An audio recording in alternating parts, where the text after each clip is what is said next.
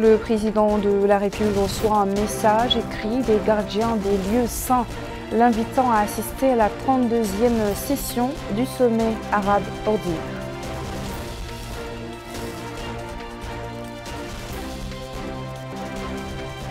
La CENI poursuit le dépouillement des bulletins de vote et la proclamation partielle des résultats du scrutin des élections législatives municipales et régionales.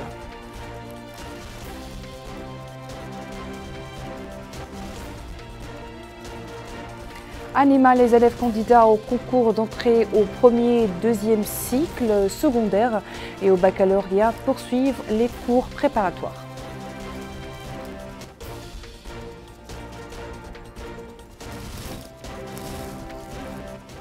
Bonsoir, je vous le disais en titre, le président de la République, Mohamed Chérif El Ghazouani, a reçu ce lundi un message écrit du gardien des lieux saints, Sa Majesté le roi Salman Ben Abdelaziz El Saoud, roi du Royaume d'Arabie Saoudite. Le message a été remis au président de la République par l'ambassadeur d'Arabie Saoudite en Mauritanie, Mohamed Ibn Aïd El Belaoui. Ce dernier a déclaré à sa sortie d'audience avoir eu l'honneur de remettre une invitation au président de la République pour assister à la 32e session du sommet ordinaire arabe, auquel il a assuré l'intérêt des dirigeants du Royaume pour sa participation, qui constituera une contribution appréciable au succès du sommet et à la réalisation de ses objectifs au profit de la Oumma et des peuples arabes. Le diplomate saoudien assure que le président de la République a accueilli l'invitation avec grand plaisir et l'a chargé de transmettre ses salutations et sa gratitude à son frère, le gardien des lieux saints, à son Altesse le prince héritier, ainsi qu'au gouvernement et au peuple saoudien. L'actualité reste dominée chez nous par le dépouillement des résultats du scrutin de samedi dernier. La Commission électorale nationale indépendante, la CENI donc, poursuit en effet le décompte bureau par bureau des suffrages exprimés. Le taux de participation grimpe au fur et à mesure qu'avance l'opération de dépouillement.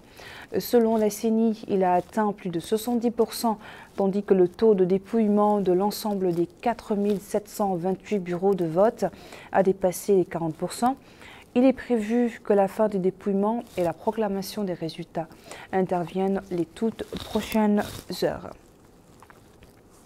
Le concours national, les concours plutôt nationaux, entendez le baccalauréat, le brevet et l'entrée en première année du collège avancent à grands pas.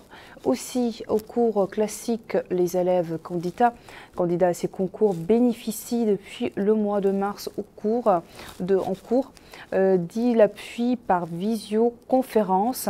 Les élèves dans la ville de Néma ne font pas l'exception. Donc là-bas. Les cours de rattrapage interactif se poursuivent grâce à la technologie de la visioconférence.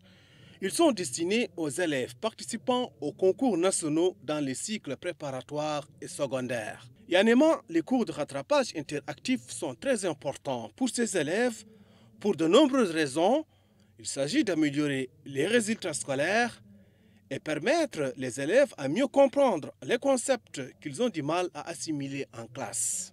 D'ailleurs, les élèves s'accordent à louer cette méthode très innovante. Selon eux, les cours de soutien offrent une assistance supplémentaire. En d'autres termes, cela leur permettra de s'améliorer dans certaines matières comme les mathématiques, les sciences naturelles, où ils ont des difficultés. Maïman Oulnaam est le directeur des études du lycée de Néma et explique que les cours de rattrapage interactif offrent l'accessibilité, la flexibilité et le gain de temps, car il s'agit d'un complément indispensable dans un monde de plus en plus marqué par la numérisation.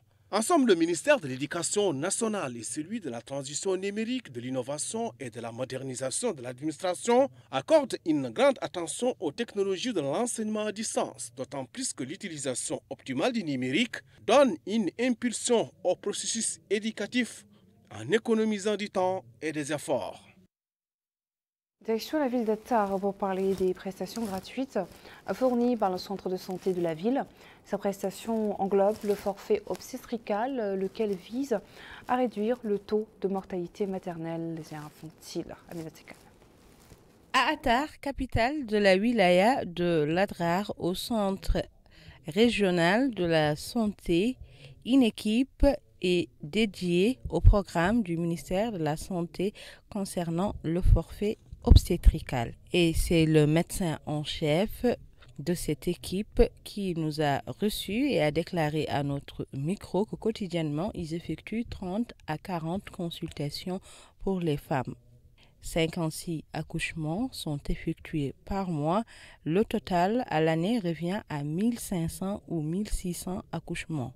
Le forfait obstétrical, explique-t-il, comprend l'échographie, les analyses sanguines, les médicaments, les consultations, mais aussi le suivi. Et en cas de césarienne, la patiente est césarisée gratuitement. Au laboratoire, nous avons fait un tour et avons constaté qu'il est équipé du matériel nécessaire pour effectuer les analyses sanguines. C'est ce que nous confirme ce médecin qui travaille au niveau du laboratoire, indiquant qu'ils sont outillés du nécessaire pour pouvoir mener à bien la mission qui leur est assignée.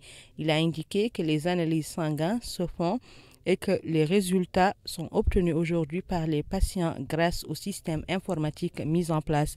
Et tout le forfait obstétrical est à 400 MRU. Les habitants que nous avons rencontrés n'ont pas voulu s'exprimer, mais ils ont remercié l'État pour la mise en place de ce forfait obstétrical qui a mis fin à des années de souffrance car les soins étaient trop élevés pour certains patients. Toujours dans ce volet sanitaire, un tour cette fois au pavillon des urgences du centre hospitalier de la ville de Kahidi. Nos équipes qui l'ont visité ont constaté les améliorations dont ce service a bénéficié récemment dans le cadre des efforts de l'État visant à améliorer le rendement du système sanitaire au niveau national. Mohamed Khatat. Ici, au centre hospitalier de Kahidi, toutes les énergies sont déployées pour assurer une bonne couverture médicale. Plusieurs dizaines de patients s'y rendant en provenance des campements et localités avoisinantes. Cela d'autant plus que les améliorations apportées au service des urgences et à ses prestations donnent satisfaction aux populations avec la présence sur place d'une équipe dynamique et bien soudée. C'est ce que révèle cette femme accompagnant sa tante qui déclare qu'elles ont été bien accueillies et que sa tante a rapidement été auscultée et mise sous assistance médicale. Le responsable du service des urgences souligne que l'affluence au centre hospitalier de Kahidi ne faiblit pas et très souvent, dit-il, les patients sont soignés sans avoir besoin d'être évacués. Il est vrai que le centre hospitalier de Kahidi a connu dernièrement un bond qualitatif avec des performances accrues, un travail d'équipe renforcé et un développement appréciable des moyens et des équipements en plus d'une organisation du travail qui ont permis de mieux rapprocher le service de santé du citoyen. Au volet social, les interventions du commissariat à la sécurité alimentaire ont embrassé ces 3 dernières années les secteurs qui touchent de près la vie des franges démunies dans la wilaya de Lassaba. C'est un coup de projecteur d'Abdel Adamaba sur les projets de développement du CSA dans cette wilaya.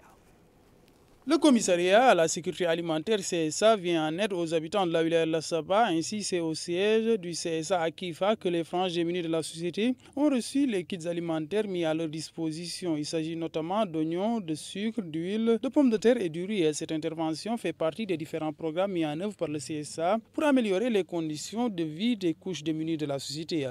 Le délégué régional du CSA a précisé qu'ils ont eu au cours du mois béni du Ramadan, dans le cadre de l'opération Ramadan, à ouvrir 2 points de distribution à Kifa, ce qui, souligne-t-il, a permis à 5120 citoyens de bénéficier de denrées alimentaires qui ont été offertes. Dans cette optique, il a par ailleurs mis en avant les autres interventions à caractère social, à savoir le cash transfert en collaboration avec la délégation générale à la solidarité nationale et à la lutte contre l'exclusion Taazur et les financements de la banque OICN. Les bénéficiaires se sont par la suite exprimés, ils ont tour à tour salué cette aide, ils ont par ailleurs énuméré les denrées qu'ils ont eu à recevoir. Ils ont aussi déclaré que tout citoyen qui vient et suit la procédure établie va bénéficier de cette aide. Dans le chef-lieu, le chef de l'arrondissement de Mouambra, qui dispose maintenant de l'essentiel des services de base à la faveur des investissements dont il a bénéficié dernièrement. La population aspire tout de même à davantage de services, surtout après la réhabilitation de la route reliant l'arrondissement de Moukata de Benichab. Le centre administratif de Nouamkhar a bénéficié au cours de ces dernières années d'un renforcement des services et infrastructures publiques. On peut citer la construction du centre de santé, l'extension de l'école de la commune, en plus de la construction des résidences touristiques, mais également des interventions ponctuelles du point de vue social. Des interventions saluées ici par cet habitant de la commune de Nouamkhar qui a indiqué que la réorganisation des coopératives a permis de doter ces dernières du matériel de froid nécessaire pour la conservation des produits halieutiques, en plus de la formation des femmes sur la culture maraîchère et la commercialisation de leurs produits. L'usine de glace au profit des pêcheurs est une réalisation salutaire. Il note également la construction d'infrastructures dédiées au tourisme comme ces résidences qui font office d'hôtel et vont encourager les touristes à passer la nuit dans leur localité. L'éducation n'est pas en reste car l'école a connu une extension avec la construction de 3 salles de classe. Au volet social, 27 familles nécessiteuses ont reçu des prêts octroyés par la délégation de Ta'azour, en plus des interventions ponctuelles du commissariat à la sécurité alimentaire pour 59 familles démunies. Les femmes au niveau de cette commune participent à leur manière au développement local de Nouamkhar. Elles sont regroupées au sein des coopératives. On compte 60 coopératives à Nouamkhar réparties en 3 réseaux. Cette dame a indiqué qu'elles ont mutualisé leurs efforts et acheté un bus qui achemine leurs légumes vers les grandes villes. Malgré sa position géographique et son climat difficile, les habitants de Nouamkhar vivent paisiblement dans leur localité et saluent les interventions des autorités dans leur localité. Voilà, c'était donc le dernier élément de notre journal. Merci à vous de nous avoir suivis. Le rappel des titres à la une. Le président de la République reçoit un message écrit du gardien des lieux saints, l'invitant à assister à la 32e session du sommet arabe ordinaire.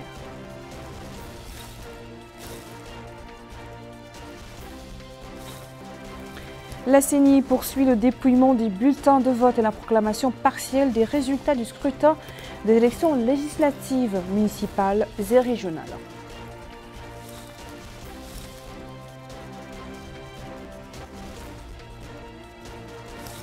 NEMA, les élèves candidats au concours d'entrée au premier et deuxième cycle secondaire et au baccalauréat poursuivent les cours d'appui.